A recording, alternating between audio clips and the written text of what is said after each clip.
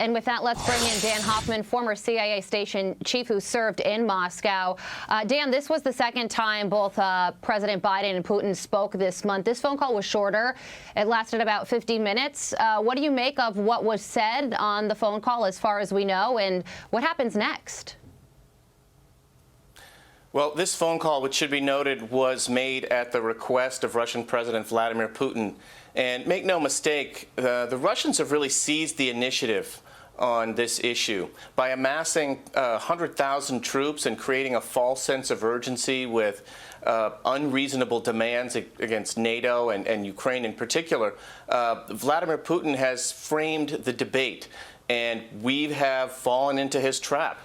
We're talking about de-escalation right now and not the substance of the issues. If we de-escalate, there's going to be a price for that. Vladimir Putin has said he wants a concrete guarantee that NATO will not expand eastward, and we're denying Ukraine a seat at the table for any discussions about their own future. That's what Putin wants.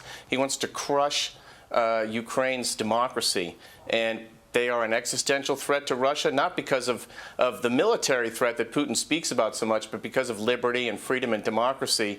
That's what scares Putin the most. If Ukraine joins the European Union and NATO, that would be a clarion call to Putin's own opposition, which he fears so much. Yeah, Dan, to your point, he literally created leverage out of whole cloth here by moving the troops in. And now, to your point, here's the statement from the White House. Quote, President Biden urged Russia to de-escalate, as you pointed out, tensions with Ukraine. He made clear that the United States and its allies and partners will respond decisively if Russia further invades Ukraine. But, Dan, I want to drill down a little bit more into the chess match that is happening here as you see it going forward. Well, I think what we're going to see next is a meeting on January 10th between Deputy Secretary Wendy Sherman and Russian Deputy Foreign Minister Rybkov, and they will discuss these specific issues, and Russia will demand specific guarantees in return for de-escalating the crisis that they have themselves created. And the question for the Biden administration is whether they cave or not. Vladimir Putin is betting that they will, but Putin knows that the Biden administration wants to get back to dealing with COVID and build back better, whatever other domestic priorities the administration has. And Putin says, okay, you can do that. Just please solve this problem for me exactly the way that I would like it. And that's, again, going to be the challenge for the Biden administration. And they're kind of playing along with Vladimir Putin's strategy right now.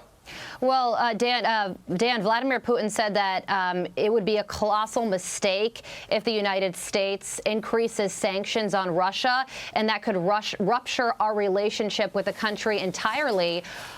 If our relationship with Russia was ruptured, wouldn't that hurt Russia more than the United States?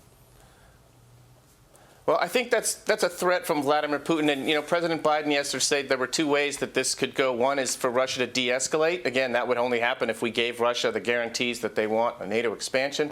The other is that the United States would increase military assistance to Ukraine, deliver massive sanctions to Russia, and increase our military deployment in Eastern Europe. Look, sanctions have never changed Vladimir Putin's behavior. In spite of those, he invaded Ukraine in 2014, annexed Crimea, interfered in our elections, has mounted massive cyber attacks. It's not going to take sanctions. It's real foreign policy, concrete measures that, frankly, we haven't seen yet from this administration. We don't really have a plan for how this administration plans on shoring up Ukraine's territorial integrity, and sanctions just isn't the way to do it anyway. So it's kind of an idle threat from Putin. I don't think the sanctions would cause much harm. As far as whether the relationship ruptures, I think Putin believes that we want a relationship, and we should. We've got things to do together, arms control negotiations and other things that are faltering right now.